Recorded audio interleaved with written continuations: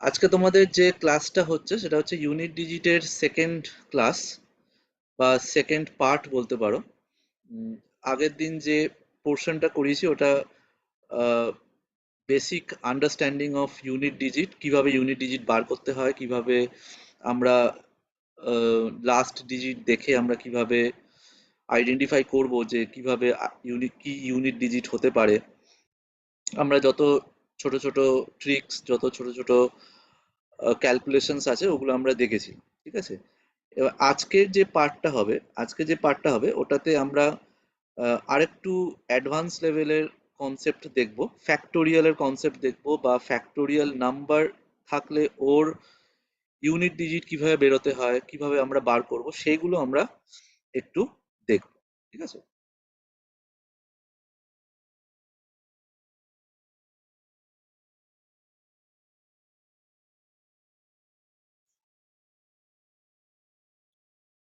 Factorial of A number. আমাকে কেউ বলতে পারবে ফ্যাক্টোরিয়াল অফ এ নাম্বার কি জিনিস? ফ্যাক্টোরিয়াল মানে কি? হ্যাঁ স্যার, বলতে পারবো। বলো। Sir, factorial of A number মানে যেই নাম্বারটার ফ্যাক্টোরিয়াল দেওয়া হয়েছে তার সাথে তার পূর্ববর্তী নাম্বারগুলোর গুণফল, মানে আপ টু 1 অব্দি। Very good. যেমন ধরো 5 এর ফ্যাক্টোরিয়াল যদি আমি বলি, 5 এর ফ্যাক্টোরিয়াল কি হবে? 5 থেকে 5 শুরু হবে, ইন্টু 5 ইন্টু 3 4 ইন্টু ইন্টু 3 হ্যাঁ ইন্টু 2 ইন্টু 1। এর 1। ভ্যালু কত?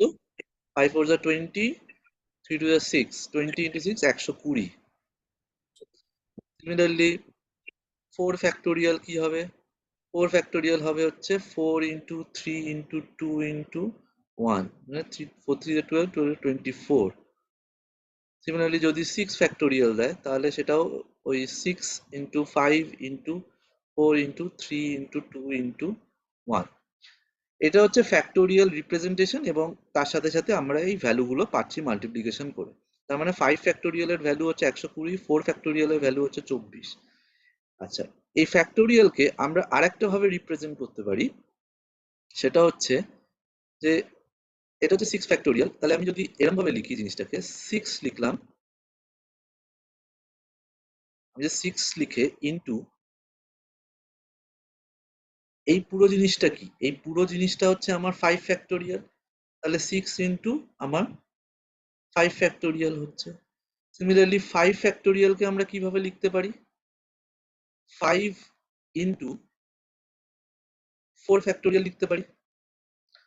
অথবা আমরা আরেকটা ভাবে রিপ্রেজেন্ট করতে পারি, 5 ইনটু 4 ইনটু 3 ফ্যাক্টোরিয়াল লিখতে পারি। আমাদের যেরকম প্রয়োজন সেই অনুযায়ী আমরা এটাকে ফ্যাক্টোরিয়াল নাম্বারকে রিপ্রেজেন্ট করতে পারি। ঠিক আছে, এটুকুনি বুঝেছো? হ্যাঁ স্যার। হুম। হ্যাঁ স্যার। আচ্ছা, নেক্সট। এইবারে ইউনিট ডিজিট বার করার সময় ফ্যাক্টোরিয়াল অফ এ নাম্বারের ইউনিট ডিজিট কিভাবে বার করব সেটার একটা ছোট্ট কনসেপ্ট আছে। দেখো, 1 ফ্যাক্টোরিয়ালের ভ্যালু কত?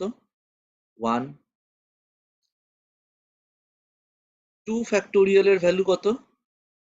2 ইন্টু 1 which is 2। 3 ফ্যাক্টোরিয়ালের ভ্যালু কত? 3 ইন্টু 2 ইন্টু 1 which is 6। 4 ফ্যাক্টোরিয়ালের ভ্যালু কত? 4 ইন্টু 3 ইন্টু 2 ইন্টু 1, 12 24। 5 ফ্যাক্টোরিয়ালের ভ্যালু কত? 5 ইন্টু 4 ফ্যাক্টোরিয়াল, তার মানে 24 ইন্টু 5, মানে 5 4 20, 10 11 12, 120। 6 ফ্যাক্টোরিয়াল মানে কত? 6 ইন্টু 5 ফ্যাক্টোরিয়াল, তার মানে 6 ইন্টু 120, তার মানে হচ্ছে 6 টু দ্য 12, 6 মানে 720।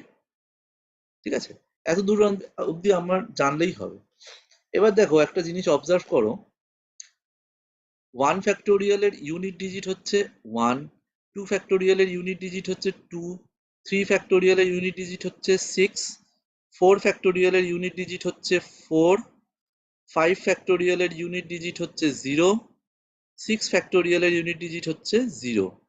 তাহলে এখান থেকে আমি একটা কনক্লুশন বার করতে পারি যে 4 ফ্যাক্টোরিয়ালের পরে যত ফ্যাক্টোরিয়াল থাকবে তার সব ইউনিট ডিজিট 0 হবে। বুঝতে পেরেছো? হ্যাঁ। তাহলে যদি আমি এটা লিখি 4 ফ্যাক্টোরিয়ালের পর, যদি আমি লিখি বাংলায় লিখি 4 ফ্যাক্টোরিয়ালের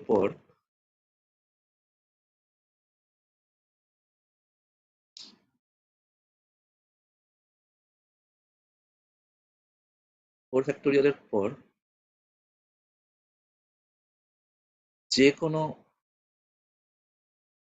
ফ্যাক্টোরিয়ালের ইউনিট ডিজিট 0 হবে। ঠিক আছে?